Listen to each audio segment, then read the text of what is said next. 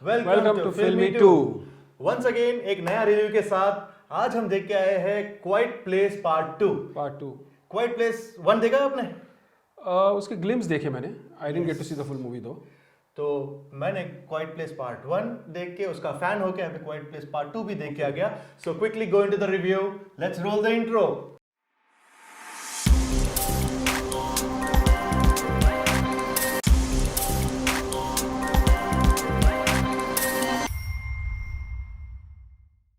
Quite Place part 2, इस movie के director है जॉन ब्रूक एंड जॉन केरेंस्की के नाम से भी इनको जाना जाता है। ये एक अमेरिकन डायरेक्टर कम एक्टर कम प्रोड्यूसर कम राइटर, सब कुछ यही है। इनका पहला डेब्यू फिल्म था क्वाइट प्लेस पार्ट 1 जो हमारे दिल को छू गया और बहुत सारे अवार्ड विन हो चुके थे, जैसे कि golden globe award for the original score इस मूवी को 2018 में मिला था।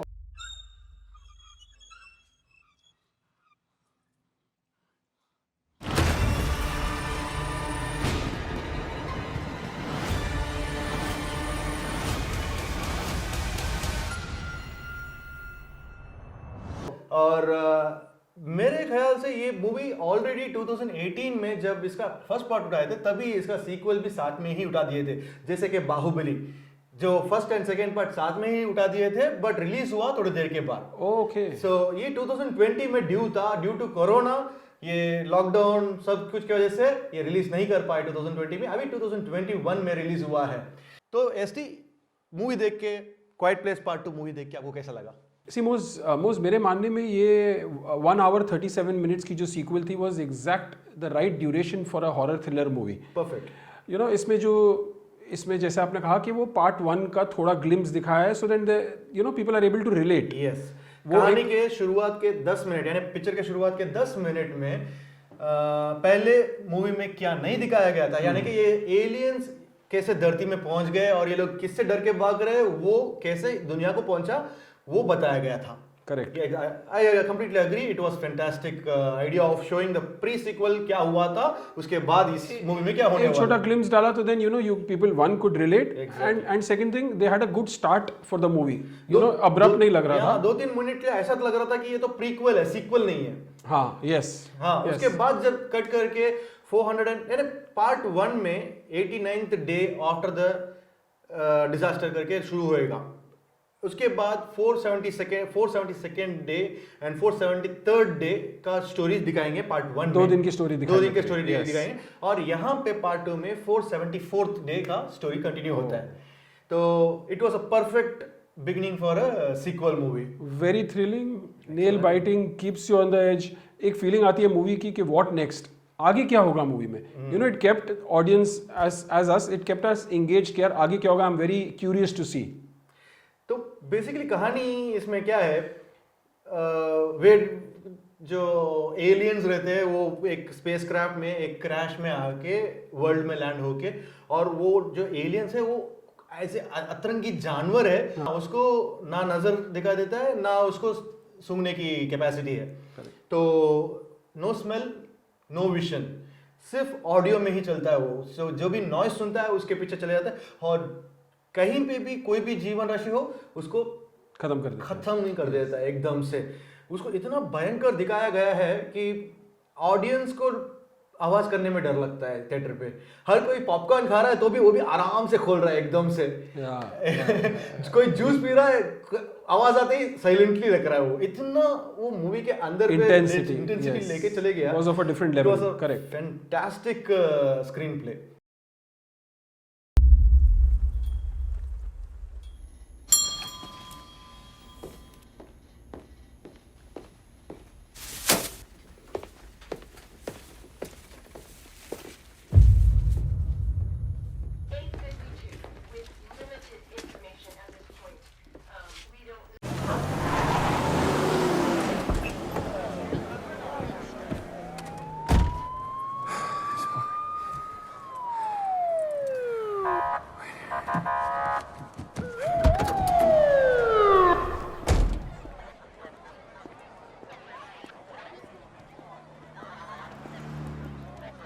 Ronnie, what do we got?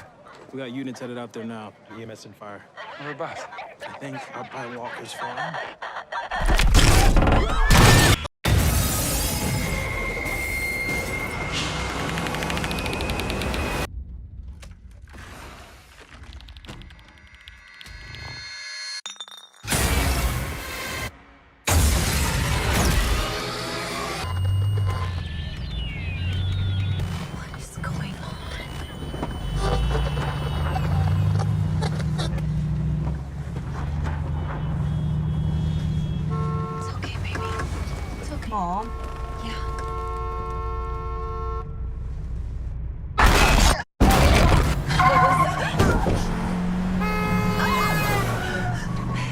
It's okay.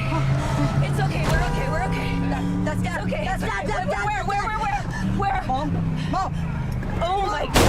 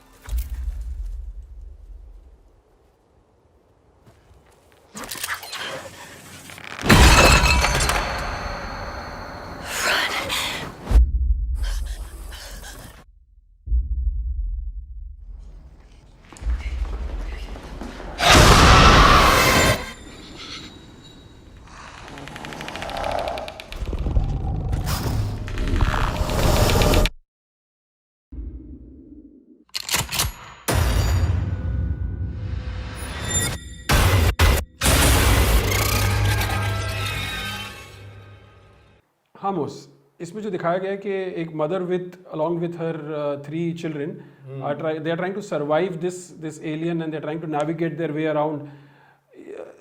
बहुत परफॉर्मेंस लेवल में जो मेच्योरिटी दिखी है even though like as teenagers as kids और लड़की जो सुन नहीं जो सकती सुन बात बोल नहीं नहीं सकती है उसका कैरेक्टर तो एक अलग ही लेवल पे था Yes. एकदम. इस पिक्चर में मैं कहूँगा हीरो तो वो बच्चे ही थे. वो Correct. लड़की और वो छोटा बच्चा ये दोनों ही हीरो थे. करेक्ट और ये लोग सरवाइव करते करते दूसरे लोग भी होंगे और यहाँ से निकलने का एक रास्ता ढूंढ के चलते हुए क्या होता है ये लोग ये एलियन से बच पाते नहीं पाते ये ही इस पिक्चर का कहानी था. ये पिक्चर का सबसे बड़ा प्लस ये था कि स्क्रिप्ट में थोड़ा भी एरर नहीं था और वो स्क्रिप्ट को पिछले क्वाइट पार्ट 1 में से क्वाइट प्लेस पार्ट 1 में से जो भी लिंक छोटे छोटे लिंक देना चाहते थे और सेट जो पिछले सेट में था एग्जैक्टली वही कंटिन्यू किया गया है. तो इसलिए मैं कह रहा हूँ कि मेरे को तो लगता है कि ये पार्ट 1 के साथ ही शूट किया गया था और अभी आके ये रिलीज हो रहा है 2021 में. हालांकि it's late still it was an fantastic movie and ये थिएटर में ही देखने के लिए बना हुआ मूवी है. करेक्ट थोड़ा भी डाउट ही नहीं है. Correct. It is and you know IMDb में इसका रेटिंग 9.8 मिला है.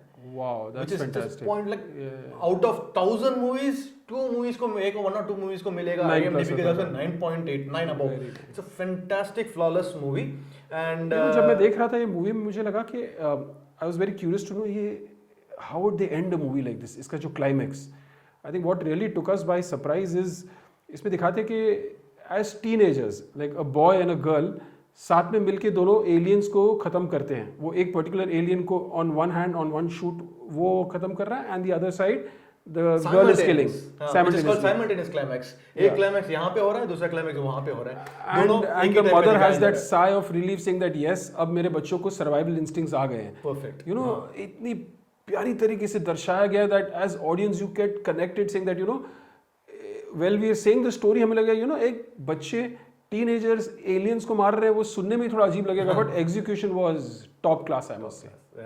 और सीन को इतना इंटेंस बनाया गया था कि कोई लेडीज एक्चुअल में थिएटर में चिल्ला दिए थे. Yes. एक दो सीन Yeah, पे yeah. कि भाई आवाज मत करो. ऐसी मूवीज हिंदी में क्यों नहीं बनती बॉलीवुड में क्यों नहीं बनती है. हाँ coming back to that point Hollywood movies में VFX को खर्चा करने के लिए प्रोड्यूसर सोचते नहीं है. अगर कोई अंधेरे में एक 2 सेकंड के फ्लिक में एक कुछ मूव हो रहा है तो उसके पीछे VFX के लिए लोग करोड़ों पे खर्चा करते हैं.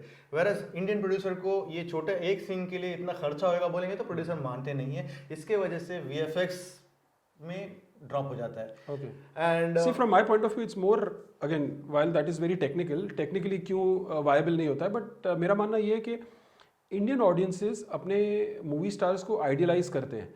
They want to see their stars being और their actors their favourite characters being larger than life.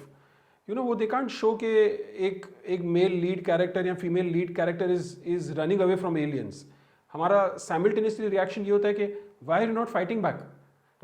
एक मुक्का एक लात मार के तो देखो यू नो वो एक इंडियन मेंटालिटी होती है, तो I think it's us to be blame rather than we blaming a movie maker singer आपने ऐसे कुछ नया ट्राई क्यों नहीं किया. हाँ इट्स ऑडियंस का एक्सेप्टेंस लेवल है जिसकी बात हो रही है. करेक्ट.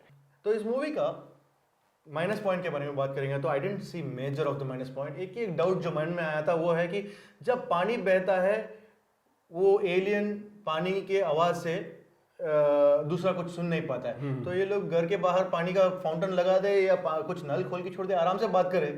पता नहीं, वो एक मेरे मन में डाउट रह गया था. एंड सेकेंडली इस पिक्चर के अंत, पहला पार्ट भी सही लास्ट पार्ट भी सही, एक क्लाइमैक्स सेटिस्फेक्शन नहीं मिला मेरे को.